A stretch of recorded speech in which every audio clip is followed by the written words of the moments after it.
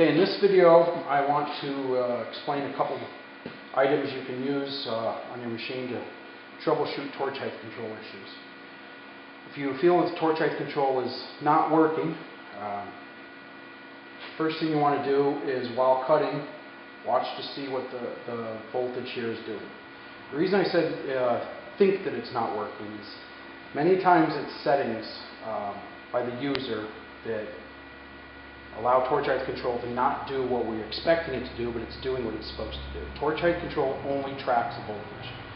If we have the wrong voltage in, or the wrong material loaded, or we're cutting too fast or cutting too slow, the torch is going to be up too far or down too low, and that's incorrect, but it's tracking a voltage. So basically, cut to the chase, if this number and this number match while cutting, torch height control is doing its job.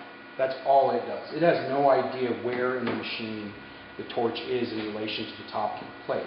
It just tracks these two voltages. As you'll see now, I'm at 213. That is only because I don't have this plugged into the plasma cutter. Normally when this is plugged into the plasma cutter, that is 0 with the torch off, and actual torch volts reading shows up in here when it's on. First way to check any troubleshooting, one of the problems that will happen is people will call and say that it starts the plasma cutter, it fires, it pierces, and then it just doesn't move. It's looking for what's called an arc OK signal right here. There's a relay in the plasma cutter that actually tells the machine, the computer, hey, we've transferred an arc, torch is actually successfully ignited, now go ahead and start moving.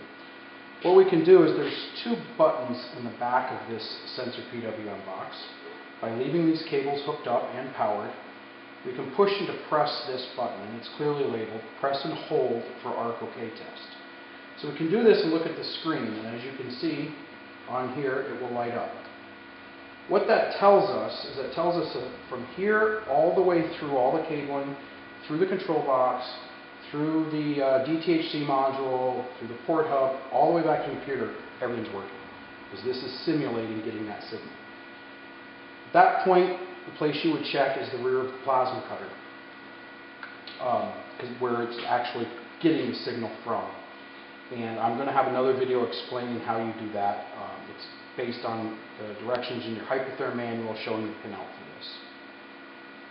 The other button does the same thing with voltage. It actually tests, sends a simulated voltage from here all the way up through the electronics. So what we're doing is we're isolating the problem. So if we get an actual voltage up here when we depress this, then we know that all of that communication is good. So I'm going to push that. When I flip it over, you're going to notice that the test active light starts to blink. That means it's sending a test signal. Torch voltage should be between 123 and 127 while this test is active. Regardless of what you have it set at, and with the plasma cutter off, it should be between 123 and 126.